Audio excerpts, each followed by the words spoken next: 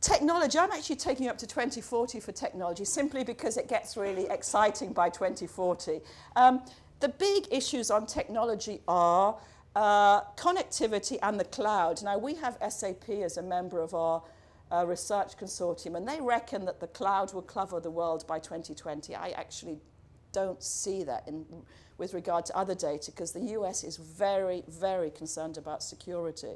And I suspect they will not allow the cloud to cover the world. But potentially, the whole world will be covered by I don't even know how you describe it, a cloud which allows anyone to download anything at a very low cost. Now, if you add to that, we also have Nokia as a member of our consortium. You can see we had a lot of fun last year and again this year. Nokia says, well, look, we'll be able to make handheld devices that cost literally nothing. You know, I mean, a couple of dollars, anybody can have one. And we don't need to build capability into the handheld device because it's already held in the cloud, and you just, in a sense, rent it for this microsecond you need it. By about one of the things that Nokia asked the group was, what would you most want for the future? Everybody came back and said, please give us a way to manage all the information that's overloading us. And Brian, I can see that in your data as well. People have just got more and more and more to do. And by 2030, there will be that sort of cognitive assistant that can help you manage your time. And by 2040, we're talking about transhumans. And let's just take a look at another slide. And I'll come back to that in a moment. Just some data here. The cost of transistors goes down.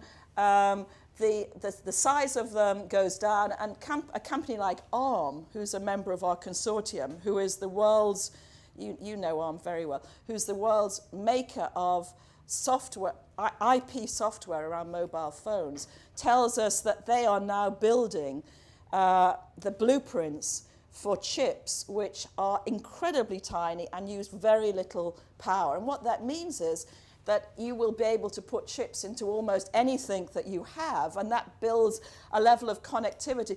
And then we get these cognitive assistants, and we get the transhumans. I don't know if any of you are going to be around in 2040, but if you are, some of the predictions are that you will be enhanced.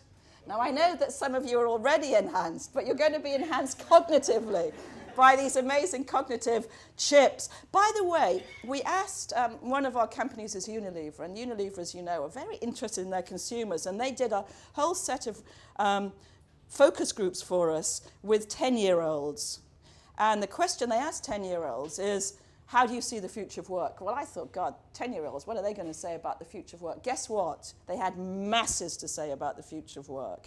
And the thing that they were most concerned about was being taken over by technology, being taken over by sort of becoming robotic.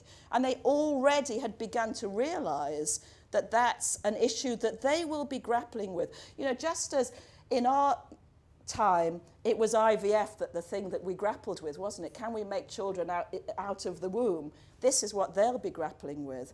If you can get a cognitive chip to enhance somebody, what does that person then become?